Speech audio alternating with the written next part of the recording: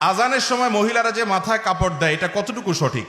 আজানের সময় মহিলাদের জন্য মাথায় কাপড় দেওয়া এটা কোনো জরুরি কিছু না। আমাদের সমাজে মহিলারা আজান হলে বাসা বাড়িতে থাকলে মাথায় কাপড় দেয়, ঘোমটা দেয়, মনে করে এটা আজানের হক। আজান দিলে জবাব দিতে হয়, জবাব দেওয়ার খবর নাই, মাথায় কাপড় দেয়। আরে বোন, জবাব দেন আপনি। জবাব কিভাবে?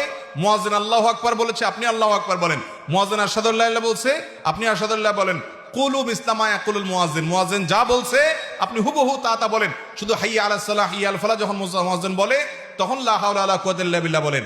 এভাবে মুয়াজ্জিন আজানের যদি জবাব দেন, মুয়াজ্জিন যে পরিমাণ সওয়াব পায় আপনি ওই পরিমাণ সওয়াব পাবেন। আর মুয়াজ্জিন কি পরিমাণ সওয়াব পায় জানেন? হাদিসে আসছে মুয়াজ্জিনের আজান শুনে যত মানুষ নামাজ পড়ে তাদের সবার সমপরিমাণ সওয়াব মুয়াজ্জিন সাহেব পায়, আর আপনি জবাব দিয়ে ওই পরিমাণ সওয়াব পাইতে পারেন। তাহলে আমাদের মা বোনরা আজান শুনলে মাথায় ঘোমটা দেওয়া না, আজান শুনলে কি করতে হবে? আজানের জবাব দিতে হবে। হ্যাঁ, আপনি যদি বাহিরে বেপর্দা থাকেন তাহলে আজান শুনলেও ঘোমটা দিবেন, আজান না শুনলেও ঘোমটা দিবেন।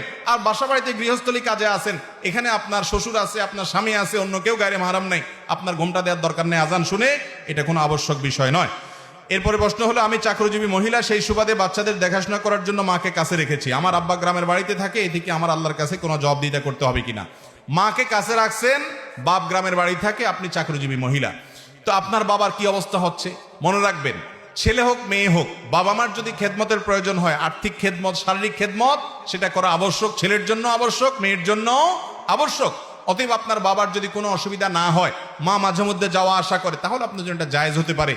কিন্তু যদি আপনার বাবার অসুবিধা হয়, তাহলে বাবাকে হয় কাছে আনতে হবে, আর না হলে মাকে সেখানে রাখতে হবে, যাতে করে বাবার অসুবিধা না হয়। কারণ তার যদি অসুবিধা হয় তাহলে সেক্ষেত্রে আপনি গুনাহগার হবেন।